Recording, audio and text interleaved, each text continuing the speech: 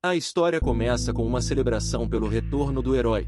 O povo festejava de alegria e por toda a cidade se podia ouvir vida longa a Sgar.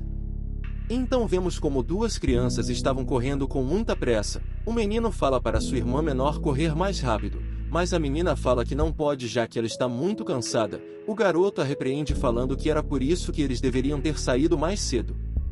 Um homem de capuz preto passa perto deles e ao vê-lo o menino para de correr e a menina pergunta por que ele parou de correr. Ela percebe o homem de capuz preto e fala que ele estava indo na direção errada, mas o irmão dela fala para ela não encarar aquele homem já que ele é um mago negro. Já no castelo vemos uma bela mulher de cabelos loiros e olhos azuis. Ela estava observando a festa que o povo fez para o herói, até que o mago negro a interrompe. Ela fica surpresa por ele conseguir voltar com vida. O prota apenas joga a cabeça do Maou e fala que ele eliminou a última coisa que ameaçava o reino. A loirinha estava prestes a agradecer a ele por salvar o reino, mas o prota a interrompeu e ordenou que ela cumprisse a promessa que ela havia feito a ele. É aqui vemos que o nome do prota é Kim Min Junho. A loirinha agradece de novo por todo o trabalho que o prota fez, e que apesar de muitas pessoas do Império Sgar terem uma percepção ruim sobre magos negros, ele ainda assim salvou as pessoas do reino mesmo sendo tão odiado. Ela pergunta se ele realmente quer voltar para o mundo original dele. O prota responde que sim e ordena que ela mande ele de volta de uma vez, já que a única coisa que ele quer é voltar para casa. Com um suspiro, a mulher fala que se o prota escolhesse ficar no reino, ele receberia uma grande recompensa para compensar todo o tratamento horrível que ele recebeu. Com um sorriso, o prota pergunta o que eles vão dar para ele. Que depois de todo o tratamento horrível que recebeu e todas as coisas que o obrigaram a fazer, Kim Min Junho pergunta se ela realmente achou que ele ia ficar ali como se nada tivesse acontecido. Então ele novamente pergunta o que diabos ela poderia dar para ele. A loirinha fala que pode dar tudo o que ele quiser, desde que esteja ao alcance do reino. O prota pergunta se ela sabe o que é frango ou filé de porco. Ele também reclama da comida do reino, exclamando que ele não pode viver num reino que só come porcaria.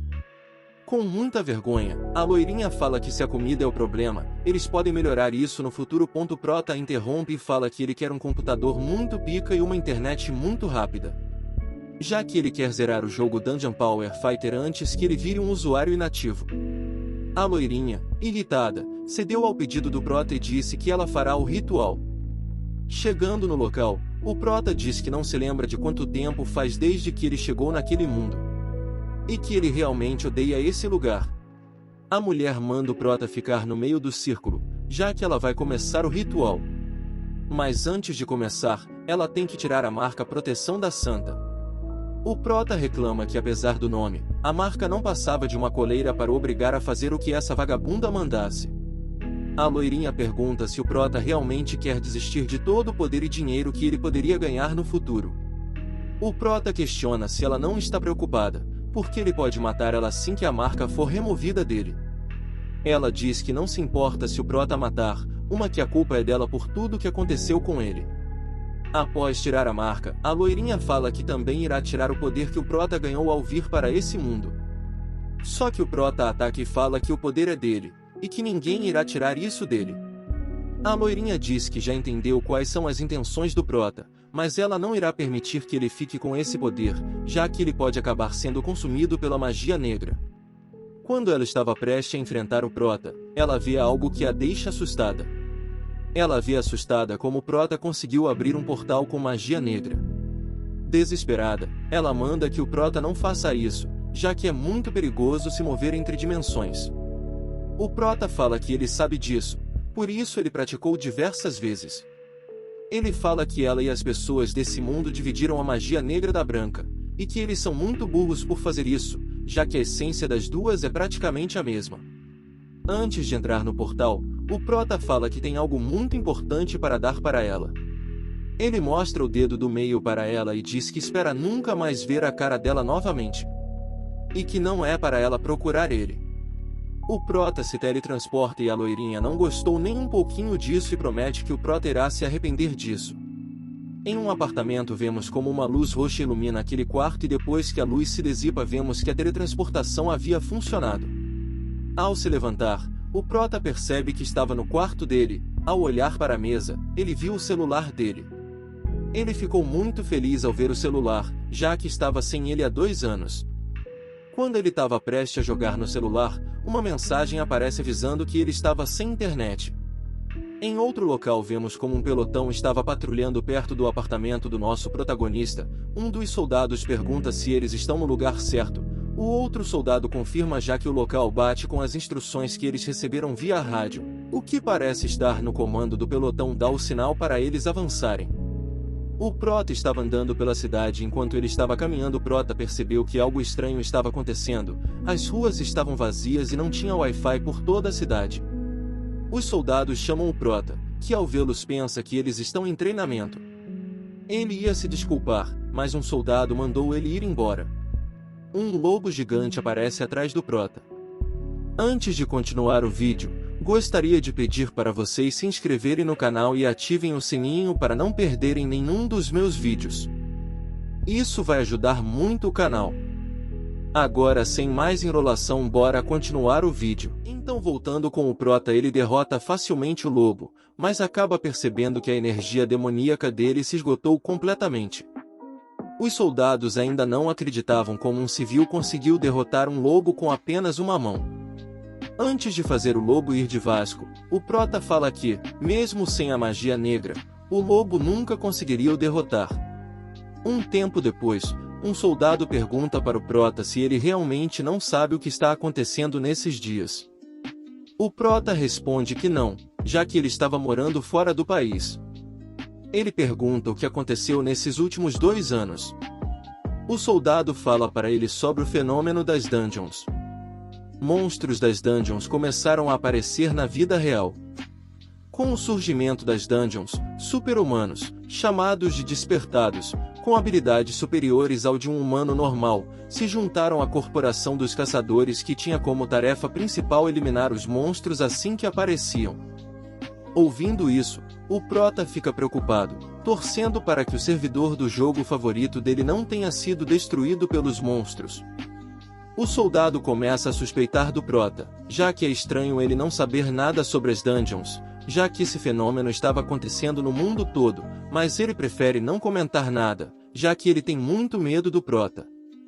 O Prota interrompe os pensamentos do soldado e começa a inundá-lo de perguntas. Ele pergunta se os desenvolvedores de jogos conseguiram evacuar em segurança, se ainda era possível conseguir um emprego em alguma companhia de jogos e por último ele pergunta o que aconteceu para gerar toda essa bagunça. O soldado pede para o Prota se acalmar, já que ele vai falar tudo o que ele sabe. Embora não pareça, ele tirou nota máxima em teoria de monstros e dungeologia quando estudou na universidade. O Prota fica surpreso por estar ensinando coisas assim na universidade. O soldado fala que é mais difícil achar universidades que não ensinem essas matérias.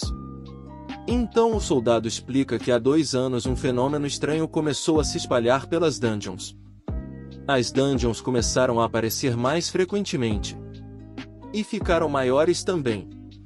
Mas o maior problema foi o aumento do número de monstros que vinham das dungeons. O exército já não conseguia mais controlar as dungeons, e a situação chegou ao ponto de terem que bloquear algumas áreas civis.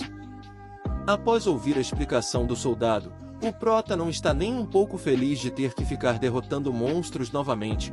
O coitado só queria ficar jogando o jogo favorito dele de boa, mas agora novamente está sendo obrigado a derrotar monstros estranhos. O arrombado só queria ficar coçando o saco enquanto jogava jogo, mas o destino fez dele uma espécie de Demon Slayer. O soldado pergunta a idade do Prota. O ex-mago negro responde falando que ele tem 21 anos, apesar de nem ele estar certo de que essa era a idade dele. Ao descobrir a idade do Prota, o soldado fala que ele já está na idade de se alistar para o exército e que era para o Prota se preparar, já que metade dos 20 anos dele estavam prestes a evaporar.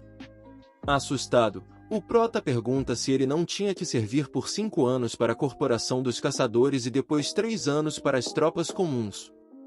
O soldado explica para ele que devido à situação que o mundo se encontra atualmente, todas as tropas têm que servir por 5 anos, não apenas a corporação dos caçadores. E como ele já tem 21 anos, provavelmente ele já tem a carta de alistamento. Após o soldado falar isso, o Prota recebe um e-mail notificando da data do alistamento dele. O Prota fica surpreso pela rapidez que enviaram a mensagem, mas depois fica assustado ao ver que seu alistamento será no dia seguinte. O Prota fica irritado já que ele deveria passar por uma avaliação física antes de se alistar. Ele também fica irritado pelo fato deles só terem avisado um dia antes do alistamento. O guarda fala para o Prota que atualmente as avaliações físicas são feitas no centro de treinamento. Ele fala que o Prota não deve ter visto o aviso antes e que se o Prota ainda tivesse alguma dúvida ele poderia ir à Lan House e verificar ele mesmo. Ao ouvir a palavra Lan House, os olhos do Prota se encheram de alegria. Já fazia muito tempo desde que ele conseguiu fazer uma raid de boss. Ele pediu para a garçonete trazer mais cachorro-quente para ele e a moça ficou surpresa pelo tanto de comida que o Prota pediu. Depois de jogar, o Prota começou a pesquisar na internet sobre as dungeons. Ele percebeu que tudo que o soldado falou era verdade, incluindo a data do alistamento dele, que era amanhã. O Prota pensa que se ele tivesse todos os poderes dele de Asgard, ele poderia facilmente fazer a limpa em todas as dungeons. Mas, por algum motivo, ele está sem energia demoníaca, que é a principal fonte da magia negra. Para vocês verem como esse protagonista é apelão. Ele provavelmente conseguiria limpar as dungeons, mesmo sem a magia negra. Após refletir por um momento, o Prota decide que vai fazer a limpa nas dungeons. No dia seguinte, o Prota estava no local do alistamento. Ele ficou surpreso já que havia muitas pessoas lá. Ao olhar o medo das pessoas que estavam no local, o Prota se pergunta se o exército era tão rígido igual ao de Asgard. Então vemos como dois instrutores estavam dando bronca em geral. Na mente do nosso querido protagonista só começa a passar lembranças do seu treinamento em Asgard e que os instrutores são pessoas legais se comparadas ao seu antigo mentor.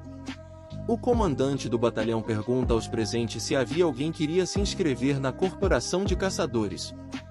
Ele explica que a Corporação dos Caçadores recebe um tratamento especial diferente das demais tropas, e que o salário inicial é de 3 milhões de wons.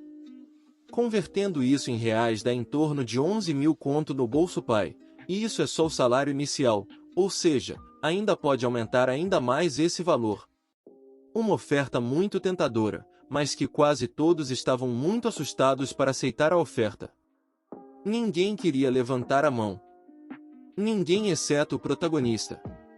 O soldado manda a todos que estavam com a mão levantada, eram para ir para a frente imediatamente. Com um salto, o protagonista aterriza ao lado do comandante e fala que seu nome é Kim Min-jong e ele gostaria de se inscrever na Corporação dos Caçadores. Bom rapaziada, o vídeo vai terminando por aqui. Se você gostou do vídeo, dá aquele triplo C, curte, comenta e compartilha, e também me sigam nas minhas redes sociais, o link vai estar na descrição. Tchau, tchau.